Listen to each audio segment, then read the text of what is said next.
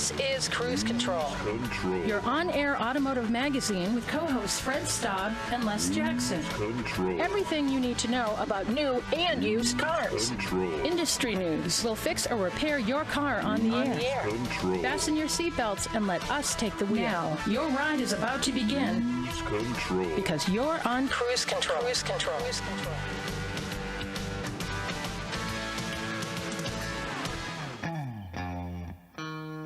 And welcome to Cruise Control, your on-air automotive magazine. I'm Fred Staab, and the other guy is none other than Les Jackson. Here, sir. And Les, you know we love to talk tech, and boy, we've got a lot to talk about this week because CES is happening in Las Vegas, right? That's right. The Consumer Electronics Show. Forget it. It's the Consumer Automotive Electronics Show now. Yep. And everything's there. Electric pickup truck world. Absolutely. We're going to talk about something amazing. from Ram. Ram is showing off their Ram 1500 Revolution. It's their first step into the world of electric pickups, and they're bringing a lot of technology with it and a lot of unique designs. So we're going to talk about that.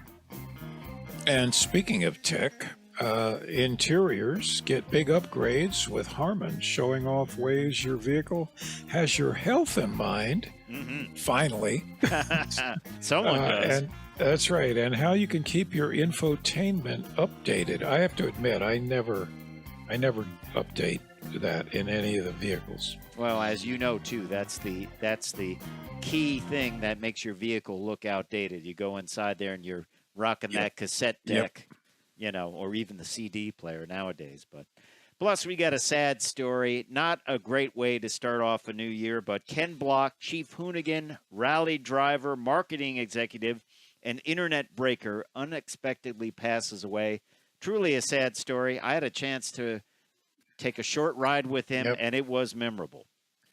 He was, in my estimation, the greatest stunt driver in the world. Oh, yeah. I think so. I think so. Just very sad. Anyway, a rollback. Odometer tampering is still an issue. It's actually easier today than it used to be in the old days. I speak from experience. And we have results for a new CarFax report. Yep, we'll tell you about that. Plus, you're going to have an at-the-wheel review of the brand new Mazda CX-50. Yep. And what's unique about that, Les, is it's selling very well for Mazda, isn't it? Selling very, very well. It's a terrific vehicle. I just have one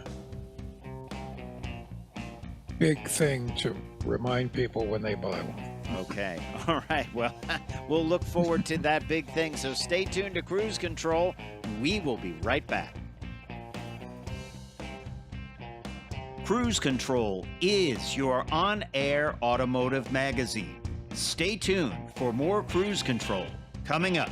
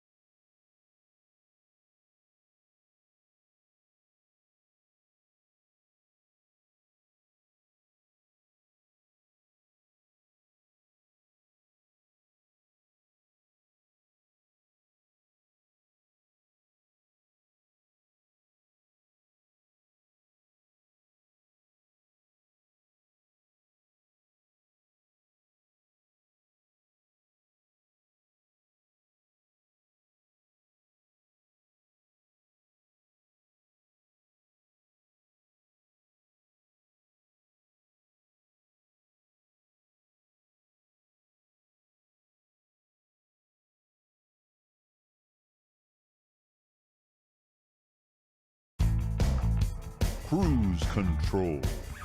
Hello, welcome everyone. We're back, and welcome to Cruise Control Radio, your on-air automotive magazine. Fred and I are here reporting first about Las Vegas, because Las Vegas is where the Consumer Electronics Show is, and it's kind of taken over by the automotive industry. So let's get started with the Ram 1500 Revolution. What do you think, Fred? Yeah, I think that's a great one to start with, Les, because Ram, well, they're joining the world of electric trucks. And they just revealed their Ram Revolution 1500. And, of course, it is all electric powered, just like some of the other offerings, the Silverado, and, of course, the offerings from Ford. And Ram is going to be playing in that market. This one, of course, is an all-modern new chassis. It's got 2 electric motors. It is built on what they call the STLA frame, body-on-frame body. It looks like it's got a kind of a unique tailgate that's split, probably a 2-way tailgate. It's got those tuning fork lights that are very popular on Ram Actually, right that's pretty cool. I think that is pretty cool, and it's got the lit Ram logo, which is a good thing, don't you? Absolutely, and it's got a face. You know, it's not a blank piece of metal. Yeah. That a number of electric manufacturers do. So it's got a great big screen there on the that dash. Is some kind of big screen. And an oval steering wheel. But what it's also got, do you remember the Bollinger B1 that you could fold the tailgate down and you could put wood and it would go right through the frunk in the front? So they have a similar thing for the Ram. It will hold about an 18-foot piece of wood or whatever pipe, and it can go clear from the back of the vehicle all the way to the front of it. The Ram can actually be charged up to 100 miles of range in approximately 10 minutes with an 800-volt DC fast charger at up to 350 kilowatts, if you can find that, right? If you can find one. I only know of a couple within about 5 miles of me, so there'll be plenty more. They're coming. Yeah. My take on this, just from this initial information, is it is much more edgy than the Ford Lightning. I think the Ford Lightning is probably the most traditional of all the electric pickups so far. I would say so. Of course, you can only be so edgy as a pickup. Now, the interior is definitely edgy, and the styling, they want to show, hey, look, this is a new technology truck. It doesn't look like its brothers and sisters, right? And it still looks like a truck, like a serious truck. It's got high hips, and it's got a lot of the design that we've seen in Rams of the past. But you look at the Ford Lightning. The Ford Lightning, it looks like an F-150, pretty much, doesn't it? That's Ford's marketing. They want this to just be, hey, it's a truck. Yeah. Happens to be electric. What do you suppose the price is? I would say it's probably going to start at $50,000. That's just a guess. It's nothing, that we have any information at all. This was just revealed at the CES show.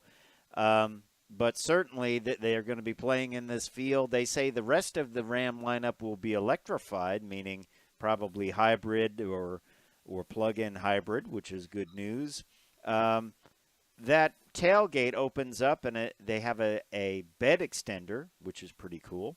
It's also got those 3 lights in the grill, which typically means it's a wide vehicle. They have to actually do that.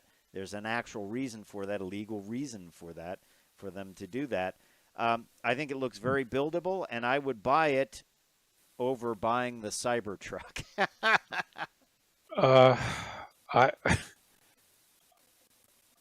I would buy anything over this over this Cybertruck, but nobody's going to. We got plenty more coming up on Cruise Control. We're just getting started. When we come back, we're going to talk tech about interiors and a lot of the technology that Harman and others are looking at putting into a vehicle, your next vehicle. Also, we'll tell you about rolling back odometers. I remember people doing that with electric motors and all kinds of things. So we will talk about that. And weirdly, it's gotten easier. So all of that and more coming up on Cruise Control. Don't forget, check us out at cruisecontrolradio.com, where you can like us on Facebook, follow us on Twitter. It's all there, cruisecontrolradio.com. I'm Fred Staab. He is Les Jackson. We will be right back, so stay tuned to Cruise Control.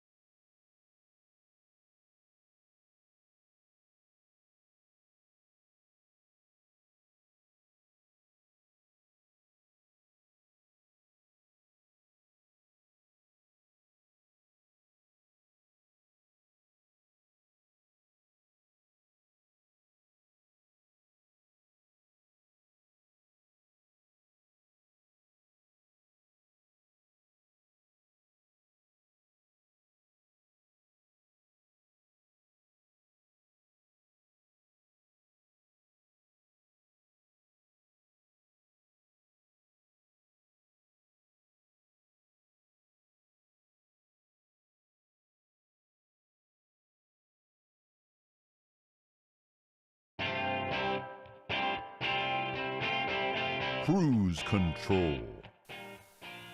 And welcome back to Cruise Control, your on-air automotive magazine. I'm Fred Staab, and the other voice you're about to hear is none other than Les Jackson. We are taking you on a ride around the automotive industry, and a lot of that ride, Les, will be spent in Las Vegas. It certainly will, because the Consumer Electronics Show is going great guns, and that means all the manufacturers are there, just the computer manufacturers, but the entire auto industry. Yeah, it used to be a show for revealing new TVs, but that's kind of gone into the background. And let's talk a little tech, shall we? This is from the folks over at Harman, and they have something. It almost sounds like one of those walk-in health services. It does. It's called Ready Care. Ready Care, and what it is a closed-loop monitoring system, interior monitoring system for your vehicle, and it can tell whether a driver is paying attention or not. And you know how sometimes now it will say, hey, you've been driving a while, and it'll pop a little cup of coffee logo up on the up on your screen, and that's kind of where the system's at now. But this system, called Ready Care by Harman, will monitor all kinds of things, including your heart. It will use interior radar to check if there's a child, or as the release says, or any form of life, meaning pets. That's right. Could be your dog. Could be your dog. And 3D object detection. It will listen for sirens externally and make you aware of them. It will listen for the sound of breaking glass. And, it's kind of like having someone watching your back, isn't it? Well, it really is. It's like having your mom, saying, you look a little tired. Why don't we pull over and get some tea or some coffee? Yeah, that's kind of what it's like. But this is good, because people are not paying attention like they should. And I think that really adds to fatigue because when you just get in this daze, you lose situational awareness. How about that? Yeah, I would agree with you. I would agree with you. And, you know, that's what they call their ready care, but Right. they also have something called ready upgrade. And what ready upgrade does is it allows you to upgrade your vehicle's infotainment system. Now, how many times have we said you look at a car, maybe the styling holds up, but you really see an old vehicle when it has really old infotainment system. We were Yep. joking about it a little bit before with cassette decks and you know, even CD players. And you look at, you know, some vehicles just stuck with their infotainment system. They had outdated graphics and it looked old, and it really made you feel like, wow, we're stepping back in time. Well, the Ready Upgrade system is a system where manufacturers, and this is going to go into something we talked about a lot, you can pay a subscription fee and get infotainment updates, including software and hardware, without tearing the whole car apart. You're basically going to be able to update this vehicle and make it have the latest and greatest technology. Now, this probably is a great idea as manufacturers move all the infotainment into an integrated screen, so you're no longer able to slip a new radio into your double DIN space where you were in the previously. Most of these systems are so well integrated into the car, there'll be no way that you can update it or put another radio in there. So this could be a revenue stream for the dealers and the manufacturers, and say, hey, you know what, your stereo is never going to go out of date. If someone has new streaming, a new way of getting infotainment or entertainment, you can get it updated right away, right? Well, yeah, and while I'm philosophically against the subscription thing, this does make a lot of business sense.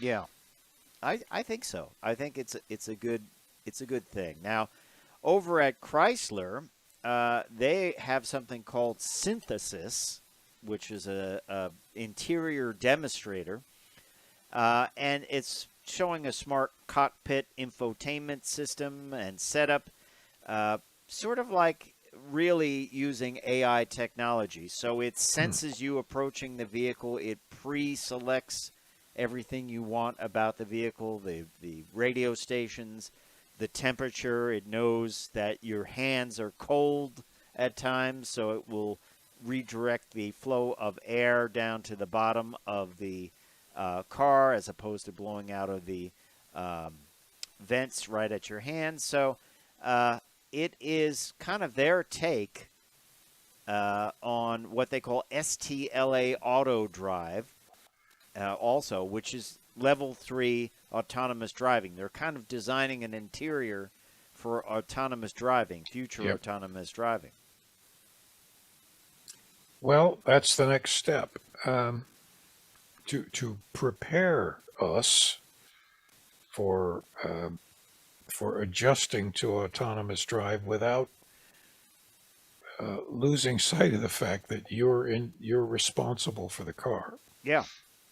Yeah. So this is cool stuff. Yeah, it's you know, the only thing I have to say, and it's not the case with Harman or some of the other Chrysler synthesis that we were talking about, is I'm seeing a lot more yoke-like steering wheels, which has got me upset. I'm not a fan of those yoke steering wheels where they cut the top of the steering wheel off.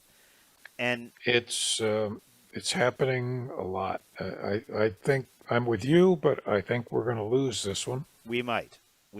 And it's funny because it started with Tesla and their updated Model S, and Elon Musk said, yeah, there's really no reason to take the top of the steering wheel off. We just did it. So everyone follows suit. So no one knows why we did it, but but we just did it. So anyway, well, there you go. Yeah. There it becomes a trend. That's right. There's no reason for it. It's just our policy. Yeah, it's just something we decided to do. What if? Anyway, but Yeah. when we come back on Cruise Control, we've got a bit of a sad story. Ken Block, who is Chief Hoonigan, rally driver, marketing executive, broke the internet with his Gymkhana videos, passed away in a snowmobiling accident. Not a great way to start the new year, but we'll talk a little bit about what he did and was very big in the world of internet television and some of the incredible ways they captured his driving. We'll also, I'll share a story. I got to ride with him just for a little bit at a SEMA show and interview him, and I found him to be a great guy and very successful guy. I mean, it all started with DC shoes, sneakers, and he sold that company, I believe, for $87 million.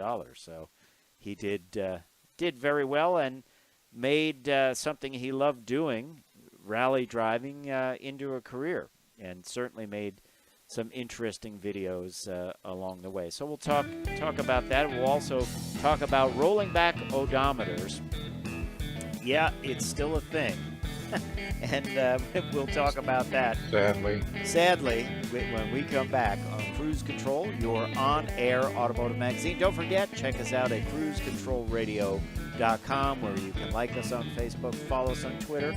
It's all there. Always plenty going on at cruisecontrolradio.com. I'm Fred Staab. He is Les Jackson. We will be right back, so keep it tuned. We're also going to have an at-the-wheel review, Les will, of the Mazda CX-50. So that is their rugged off-roader, and we will be right back with that. So keep it tuned to Cruise Control. Cruise Control is your on-air automotive magazine. We're just getting started, so stay tuned.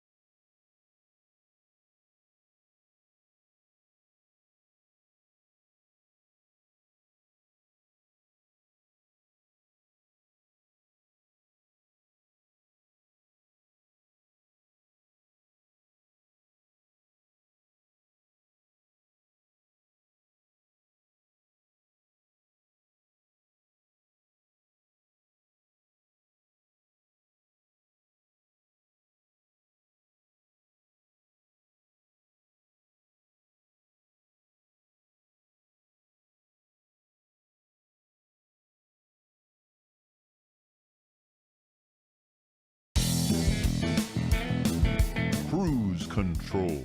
And welcome back to Cruise Control. Before the break, Fred and I were talking about the very sad loss of Ken Block, one of the greatest, probably the greatest stunt driver in the world, a great rally driver, impressive guy, good businessman, very smart businessman. But his luck ran out. He was in a snowmobile and it went over on top of him, and these are just terrible things. Yeah. There's nothing good about it. We certainly extend our sympathies to his family. Yep. And to all of his friends out there. Yeah. Yeah, I mean, he certainly was a great businessman. He co-created DC Shoes, sold it for like $87 million, and then, got into rally racing. And then, there's a lot of people that say, oh, I'm an influencer or whatever. This Right. guy was a super influence. Like he'd put a He video was up an- and get like 6 Yep. million views of it, in like 2 days. And these were really very, very intricate videos, the Gymkhana series. I remember the first one, he's hooning around in a circle, and along comes a guy on a Segway, and he's in the middle of it, and it was just really unique storytelling. And, I mean, they got to be very, very I think they did like 10 of them, the Gymkhana videos. And they got to be very, very sophisticated, didn't they? Very much so. He had a memorable video with James May of Top Gear, Yep. where he took him sideways through an outdoor air museum, just constantly going very fast sideways between all of these one-of-a-kind historic airplanes. And you can just see how skilled this guy was. Well, I got a chance to interview him, and we aired the audio of it a while back, but I have to find the video of it and put it back up on our Cruise Control YouTube page. Very down-to-earth guy. Yeah. Fun car guy, and I had a chance to ride with him a little bit. They do rides out for the press out in the front of SEMA, and it's like a big bull ring, basically, and Right, and it gets right. covered in rubber. And this was in his little Fiesta, which I think had like 650 Yeah, his horsepower. 600 horse, but yeah. And he pulls back. We're sitting talking, and he says, "Okay, well, let's get ready." And he pulls back on that handle, the brake handle that said Hoonigan and had that fancy thing on it. And he mats it, and you could feel this car like it wanted to almost flip over with the torque, and it's on the rev limiter, pop, pop, pop, pop, pop. And he says, "Okay," and he just lets the handle go, and it springs forward, and we go straight down. We're headed like for the crowd, and I thought, oh wow, I mean really fast. And then at the last moment, he pulls the brake, and the thing just goes completely to the left, like as if you picked it up and turned it. And Yep. then we're around the ring, and the back end of the car is almost hitting the Jersey barriers, and he gets tighter and tighter and tighter. And he went around, many times. And then eventually I just closed my eyes because it was getting to be a bit much going in a circle. I'd be like, It's okay, easy I got to it. get sick. Yeah. But nice guy. And, of course, the car filled up with tire smoke. Of course. I think he had a shirt that said "All tires must die." Yep. And it was an interesting ride. It was fun and a great interview with the guy. He just said, "I'm just really lucky to have this happen. What I'm doing." And he had Yep. moved on from Ford and was actually gonna. He originally started with Subaru and was. Then went to Ford, and then was just starting to work with Audi and on some electric vehicles, I believe. Yeah, that's right. And I always wondered why he didn't. Well, he probably was just too busy and making too much money and otherwise, but he could have gone on the international rally circuit, any given year and just won all of them. Well, he did. There is a documentary out, and we'll have to get a link up to it, where there are three drivers that drive Porsches in the African rally, and he was one of them. So that's something to check out. We'll Yep. get a link up on the Cruise Control YouTube page. So, but Ken Block gone too soon, only 55, and I think it would have been interesting to see what he could have done more with electric vehicles and things Yep. like that. So I could see him doing that at 90. there you go. Not with me. in it, but Well, you have a story about, it comes to us from CarFax, and apparently tampering with odometers is still a big thing, isn't it? Well, it is. In the old days with mechanical speedometers, you actually had to know what you were doing to disconnect the speedometer and then turn it backwards. And they used electric motors or drills and things. And then the early 70s, the car companies built a little in the speedometers and odometers, they built a little plastic device between the numbers that if it went backwards, it turned white. Right. So that was the giveaway. But then since the 80s, the age of electronic odometers, it's just numbers on a screen. Yep.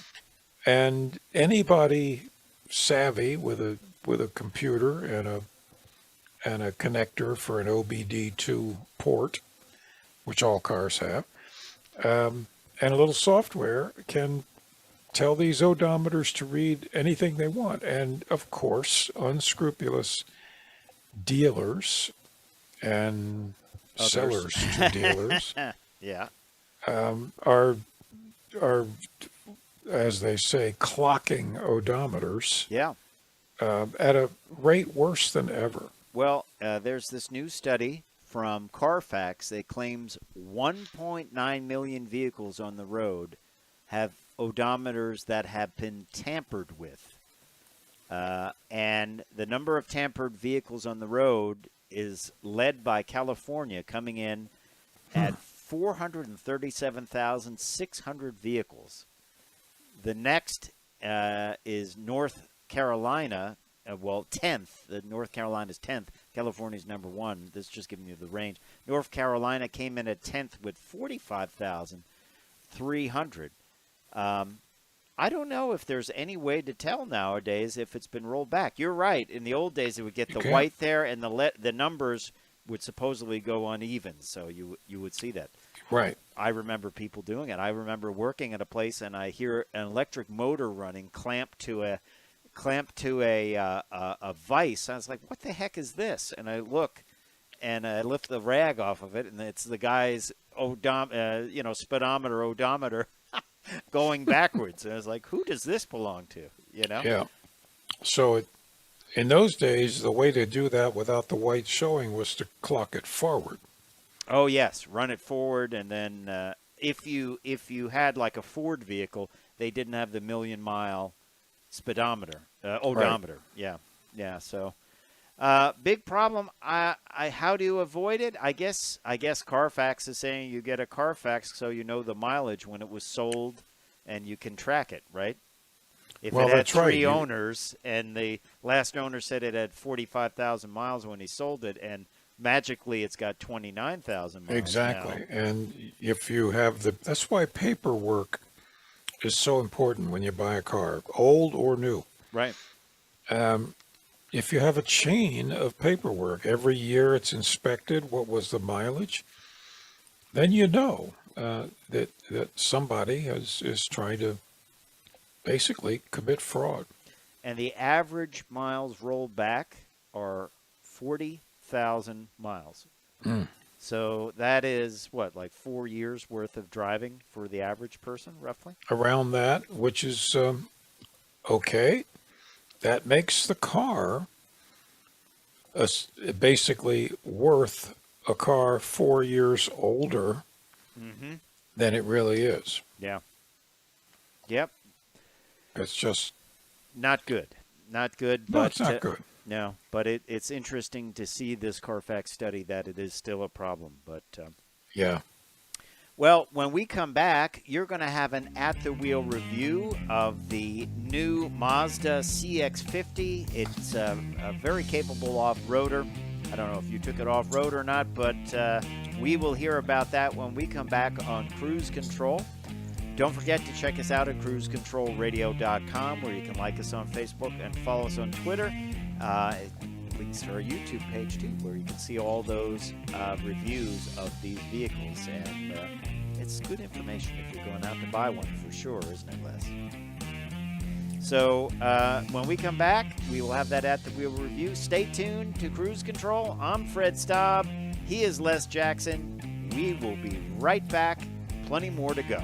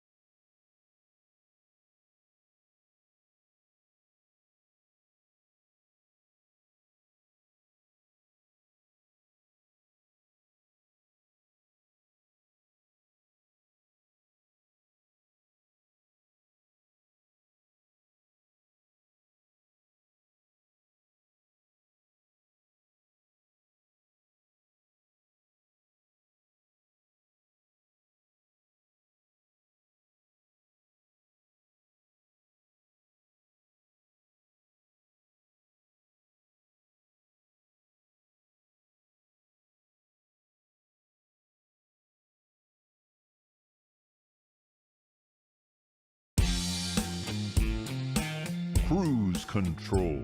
And welcome back to Cruise Control. Hey, it's that time. It's at the wheel time. And as we always love to do, we review the vehicles that we are driving any given week, testing, and we're honest about it. And this week, I'm reviewing the Mazda 2023, this is all new, CX-50. Now, this is kind of larger than small, but but not a three-row, big SUV. It's good size actually, and it's this particular version is the 2.5 turbo with Premium Plus package. I'll explain that later. All-wheel drive. This is the great Mazda color. Everybody loves this color. Soul Red Crystal Metallic, which we're not showing in the video, but you know that color, Fred. That's it's almost candy. It's a candy apple red, basically. Yeah, it's just great. Everybody loves it, including me. Yeah. Anyway, it's 2.5 liter twin scroll turbocharger. Okay. So it's kind of always on simmer until it goes on boil. 227 horsepower, 310 pound-feet of torque. That's pretty good.